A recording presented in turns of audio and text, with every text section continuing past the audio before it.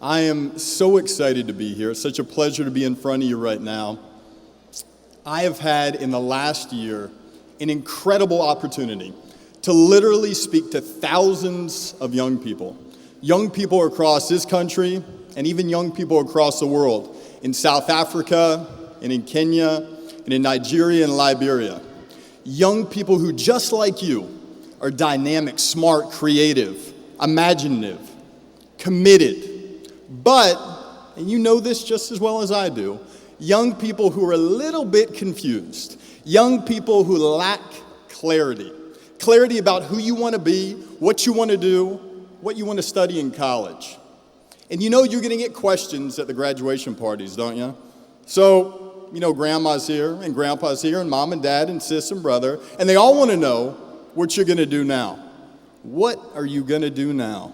What are you going to study now? So the point of this, graduates, is to give you a little clarity. After this is over, when they ask, what do you want to do? Who do you want to be? I want you to give them a straight answer. There was a high school graduate, and I want you guys to look this up on Wikipedia when you get home too. There was a high school graduate who sat in front of the man who invented those things right up there, the light bulb. This high school graduate sat right in front of Thomas Edison, and he said, Edison, I got 3 questions for you. I need some clarity. He said, number 1, how do you, and I love this word, thrive? And number 2, he said, how do you succeed? And number 3, he said, why the light bulb? And Edison, barely without hesitating, without even taking one breath, said to the kid, here's what I do. Get a pen, write it down. I find out what the world needs, and then I proceed to invent. The kid didn't write it down. And Edison said, write it down. This is how you thrive. This is how you succeed. This is how you align you with your world. Find out what the world needs. Open up your eyes to what the world needs, and then proceed to invent. If we look at our world today, if we have the courage as graduates to open up our eyes to what the world needs, do it with me right now. We see 1 billion people living on less than $1 a day, and 2 billion people living on less than $2 a day, and 66 million kids as we graduate today that have never ever darkened a schoolhouse door. We see 20,000 kids dying of 4 things: TB, malaria, AIDS and HIV, and conditions related to not having one clean glass of water to drink in their entire lives, of which 1 billion people every single day are denied, and another billion go to bed hungry every single night. 2 billion people live in a state called energy poverty, without light or heat or transportation of any kind. You think you're hot right now. The world's biggest needs aren't isolated to human beings. Environmental devastation all around us, 70 million tons of CO2 puffed up in our atmosphere every day like it's a smeltering open sewer. Every single second, if we have the courage to open up our ears, we can hear a football-sized field of rainforest being ripped out and thrown into the back of a flatbed truck. If we have the courage to use our education to read, we see what scientists are saying, that we're facing something called the 6th extinction, where 50% of all the plants and all the animal species just gone by 2050. If we have the courage to have empathy for things that aren't necessarily human beings, we see the 70 billion animals trapped behind the walls of factory farms every single day. If we have the courage to find out what the world needs, we could do 2 things. We could be apathetic. We could pretend it doesn't exist. We could complain to our neighbors and whine about it and bang our heads against the wall. But let's dump those 2 things in the dumpster of yesterday. Because instead of complaining and instead of being apathetic, here's what I want you to do. I want you to invent your life. Because solving the world's greatest needs is good for you. Solving the world's greatest needs intersects with phenomenal career opportunities for you to engage for you to engage your strengths, for you to find your passion, for you to find meaning, and parents, I promise, to make money too. Finding the world's greatest needs is your key to thriving in the 21st century. Selflessness, graduates, is profitable. About 8 years ago, I began this journey.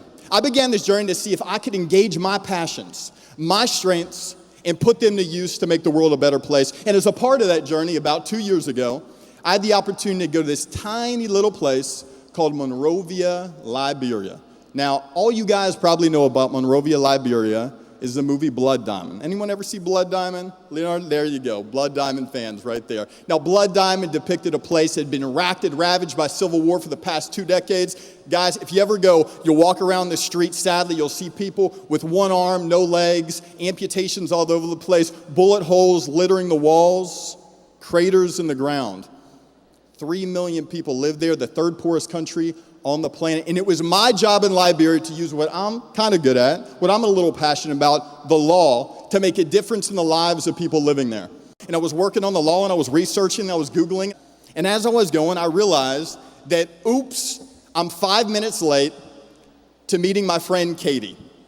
So I closed my laptop up, I put it in my book bag, I dashed out the front doors of the hotel, I ran across the road, and boom, I fell in a hole right in the middle of the road. Now, I'm a clumsy boy. I really am. I bumped my head like twice just walking around this place. But I don't just find holes on the street and just plop right into them. And this was a deep hole, mind you, like 5, 6 foot. As I went down in the hole, this nail gashed my shin. Blood was all over the place. So I called my friend Katie. I said, Katie, sorry I'm late.